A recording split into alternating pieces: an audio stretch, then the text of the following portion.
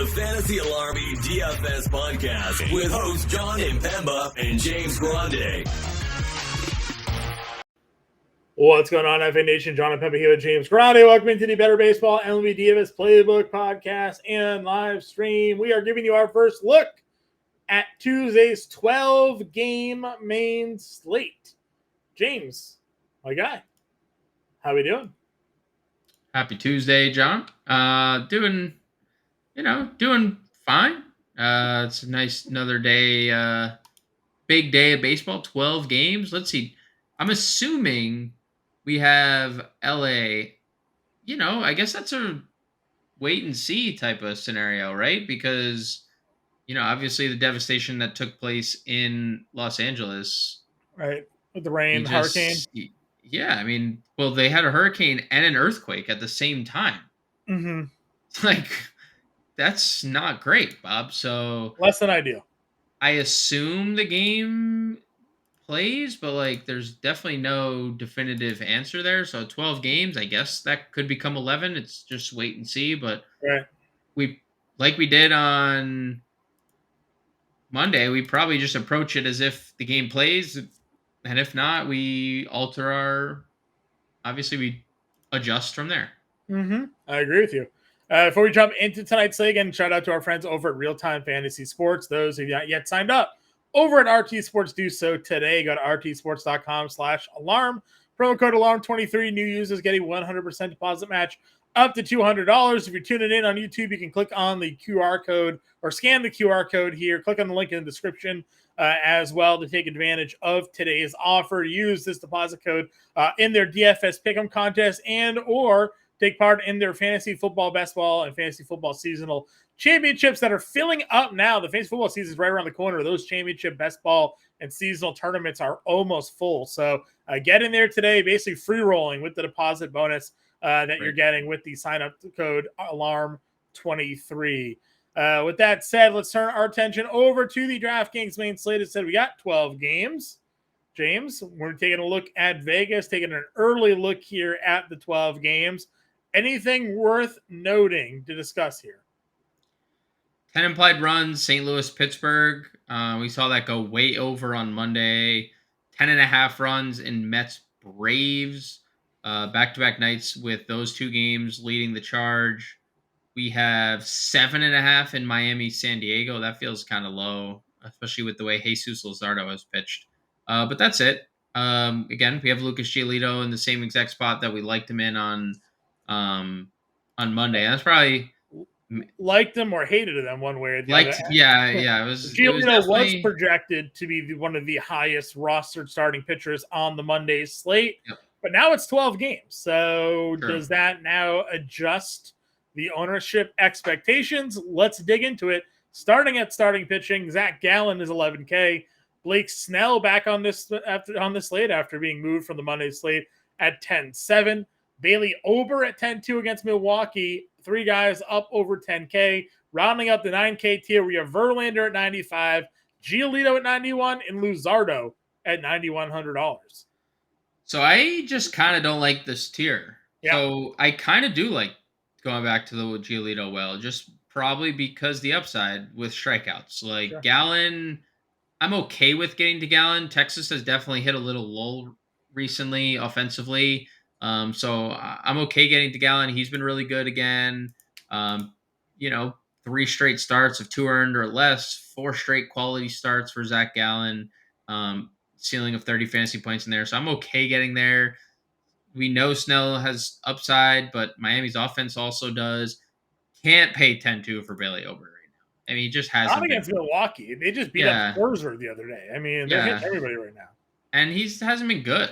He hasn't scored more than 18 fantasy points since July 1st. It's been a span of 9 starts. So Verlander, tough spot coming off his worst start in a while. I think for me, it really is Giolito above 9K because you get to Luzardo too. 5, 7, 4 earned runs. He's allowed 8 home runs in his last 3 starts.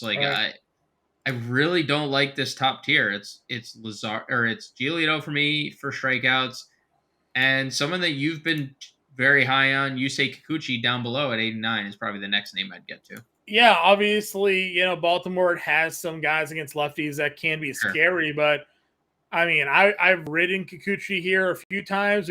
This Baltimore game, he's already had 6 innings and earned only 3 strikeouts due to the low strikeout of the last 5 starts for him. Yep. But yeah, listen, I think it's an interesting matchup. My maybe worry about Kikuchi is the fact that Grayson Rodriguez is $6,100, but Grayson I Rodriguez know. is cooking right now, right? Like Yeah. one of the top pitching prospects in baseball, off to a really slow start, obviously. But since coming back kind of into their, reforming himself here, since his recall back in July, he's been really good. So that includes a start against Toronto, 5 2/3, 3 earned, with 6 strikeouts in that game. So I like Kikuchi, but I worry about current form Grayson maybe pitching a little bit better. I think attacking Cleveland is always an interesting spot. Bobby Miller, really good the last couple of starts for him. We just know that Cleveland doesn't strike out, so paying 8,600, and you're pretty much going to hope you get 6, 1, and 4, right? If he gets the win, it's 22. You have a rare slate where 3 guys coming back from the IL, Rodon, Wu, and Houck, all returning here. How many innings are they going to pitch? Do we like their matchups? Wu versus the White Sox seems pretty appealing, but what are we going to get out of him here? So a lot of question marks here. Yeah, and it was the forearm before they placed Wu on the IL. Now, the Wu thing is kind of interesting because it was like, okay, was it a legit injury or was it one of those things where they just wanted to shut him down because he hasn't pitched as many innings?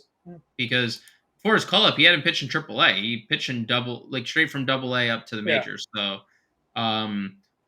it makes you wonder if there's no limit. Brian Wu is a fantastic play at 76. Not going to get to Rodon. He's been sucky. Yeah. No chance I get to Tanner Houck. I understand the prospect of Tanner Houck, but Houston is just too good, dude. They're just rolling.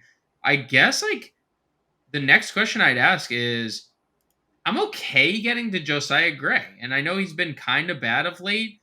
But dude, I've said it over and over again. The Yankees against right-handed pitching are terrible. They're near the bottom in every offensive category against right-handed pitching. Yes, we have to, kind of worry about Yankee Stadium. But again, it has also been a park that's been better for pitching than it has in years past. So I'm okay getting to Josiah Gray in tournaments at 6,900. Yeah, obviously recent performances haven't been great. Sure. Surprisingly, his home road splits. 14 road starts, a 2.82 ERA. At home, he's got almost a 6 ERA. Now, Yankee Stadium doesn't generally give the pitcher advantage. I'm not necessarily calling that out, and no doubt he's been bad last 10. But even so, it's really just been the last 3. 14 earned runs over 11 innings is never going to be any good. But as you've pointed out, Yankees lineup, we just saw their offensive struggles in a series against Boston over the weekend for sure. Anybody else you looking at target? Would you pitch Grayson Rodriguez here? Do you have any interest in, I don't know, John Gray, Bryce Elder, anybody here? John Gray is okay. We talked about it on the last stream. He didn't get the strikeouts that we probably wanted, but 7 innings, he got deep into that game. He's still really cheap. So I'd be okay getting to John Gray. We know Arizona's been struggling much more than they were earlier in the year, obviously. Grayson. Yeah, Arizona, last 30 days against right-handed pitching, 25th, and weighted on base, only a 140 ISO and a 240 batting average, 240 average, 22% strikeout rate. So feels pretty good for pitching. I would also get to Grayson here, but I don't think. What'd you say? Elder's price 83. Yeah, not a lot of strikeout upside here, but he does have a decent amount of quality starts. He pitches relatively deep into games when he's obviously not getting hit. Now we saw what the Mets did to Winans earlier today, so and you've talked about it. The Mets offense, getting hot. They scored a bunch of runs over the weekend, so it could just be a bad time to run into them. Yeah, I think I'll pass. Grayson's probably the lowest I'd go Yeah, I think Grayson's probably the lowest I'd go. All right, let's talk about the infield then. Bring me some of your favorite price hitters here, top price hitters. I mean, Mookie Betts is probably my favorite hitter of the slate. I think he's been, he is in an unfortunate spot that one, Ronald Acuna exists in the world, and that two, Freddie Freeman exists in the world, because those are, I mean, he's probably surpassed Freeman, but like sick that you have Betts and Freeman in the same lineup, and it's like Plus, you any got other. Noah Syndergaard on the mound. So, like, Plus, you got stolen Noah. bases, if he gets on first, he's basically on second. So. Yeah, I think he's probably the best play of the slate in terms of spend ups, like just in general. I mean, Freeman's not too far behind him, 6,100. I know he's been slumping a little bit, but I bet you that the turnaround happens against Noah Syndergaard. Bobby Witt, 5,800 against Kyle Muller. Obviously, Witt has been notoriously good against lefties. Muller? I have Harris. One of us got to refresh. All right, it's probably me. I'll refresh. I'll see if maybe it's me. I refreshed as well. I got Harris. This is like a Subway refresh. This is like when they rebranded and you see Steph Curry in every commercial. I also have Harris. Either way, it's another lefty on the mound. Versus Witt, yeah. Doesn't matter. So Bobby Witt headed to the dish against the lefty is always a fun time. Will Smith, obviously. I mean, we could just sit here and talk Dodgers all day.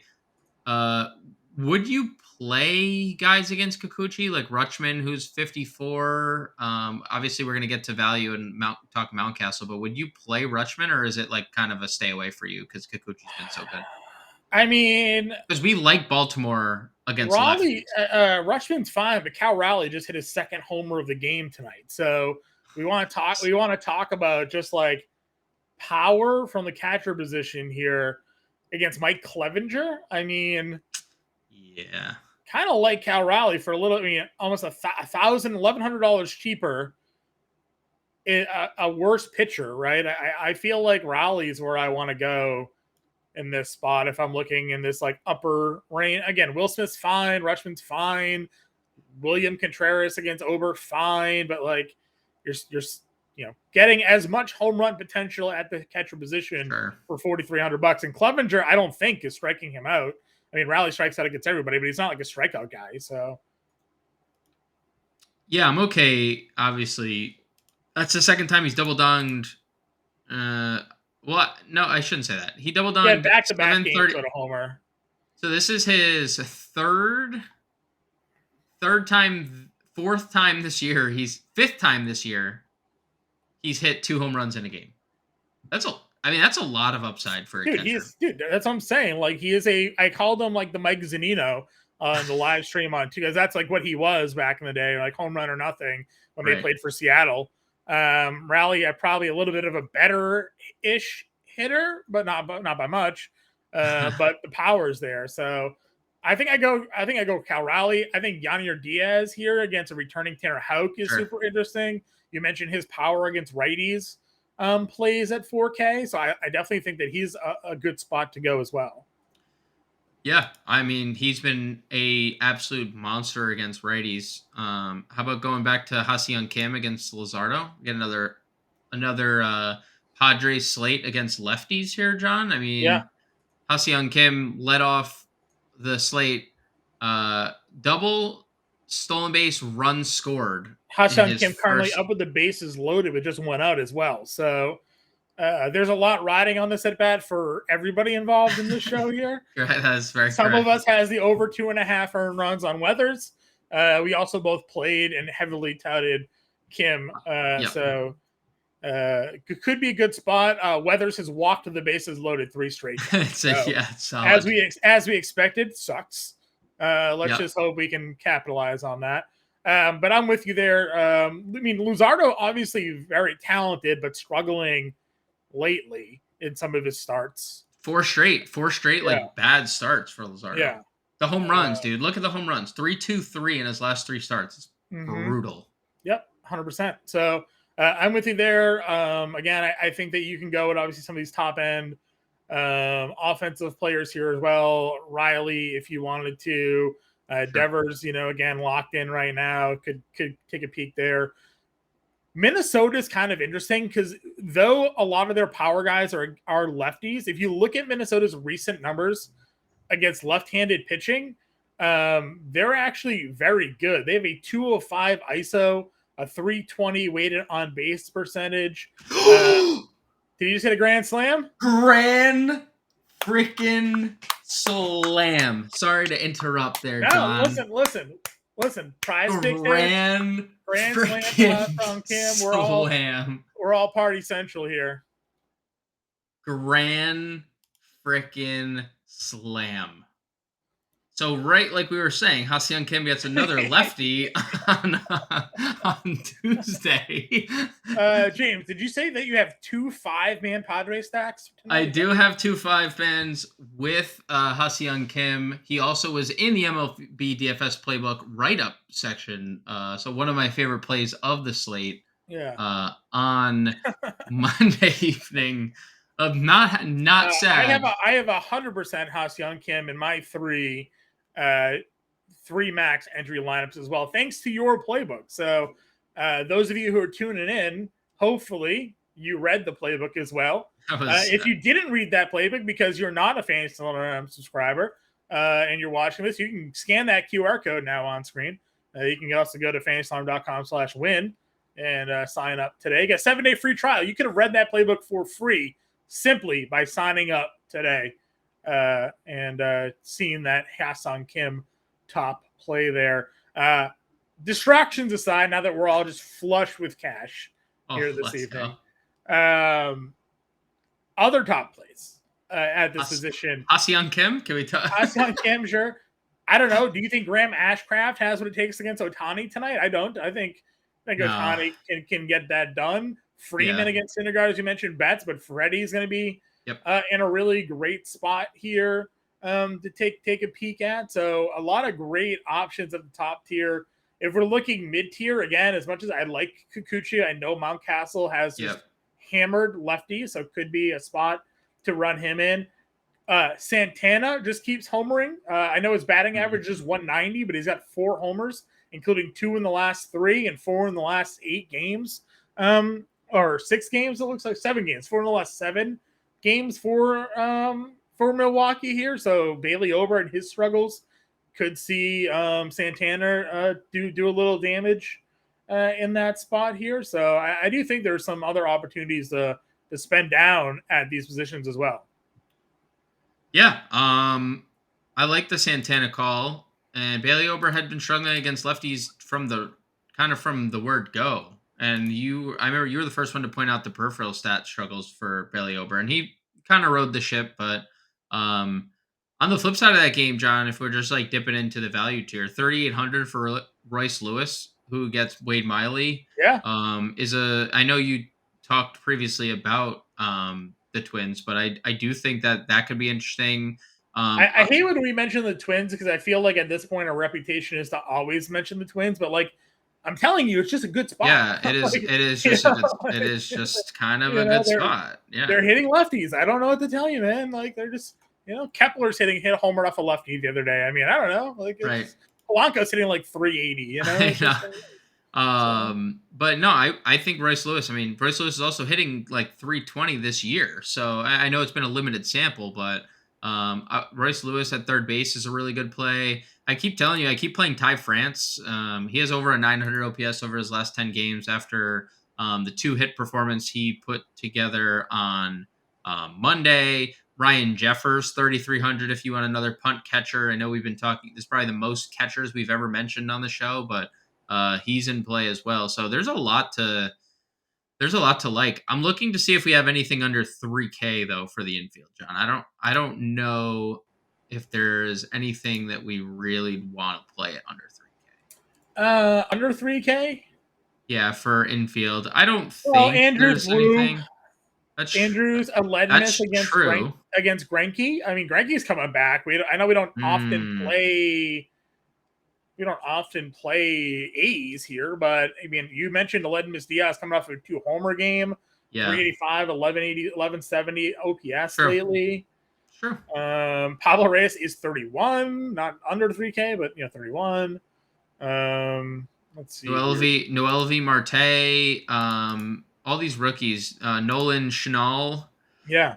We liked him on Monday, and then that game's just being pushed back a little bit. Where's Wins 25 against Oviedo? I know he hurt us today, but can easily run back to him there. Yep. So there's a couple of punts.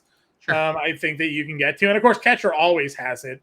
Let's see if they touch Moreno. Moreno's $2,400 here. Definitely some guys. Oh, Hoppy's 26. I mean, I like that against Ashcraft. So I think there's some spots to spend down, which is great. Endy, our boy, against Wainwright. 29. Sure, he had a good game, and he had a good game on Monday. He had a good game on Monday too. Yeah. So Ryan Jeffers is 33 against Miley. I mean, we'll probably lock that in. Yep. So I think there's a lot of interesting spots here at catcher. Freddie Furman at 35 against Hogan Harris. Yeah. Infield's pretty good. Let's move to outfield because it gets better. Let's go. You have Acuna against McGill at 67. Can certainly lock that play in. Again, I'm a Red Sox guy, but Tanner Houck's returning. Tucker and Alvarez at 58 and 59. Yeah. It's funny to be like, man, I can't believe they're only 58, but Tucker's been over 6K for 5 straight. So I know. And he pays it off for like 5 straight too. That's I'm okay. I'm okay getting there. Yeah. So I think there's some pretty interesting top matchups here. You'll get Tatis obviously will be back at $5,500. A little night off, reset, rest, and kind of run from there. Reset after breaking an MLB record and then only getting 1 hit the next game. Again, I always talk about how it feels weird not touting Washington because Candelario used to complete, but Rodon's been so bad. Lane Thomas, Stone Garrett, there's things to go here today. Stone Garrett. I know we're a little bit till we get there.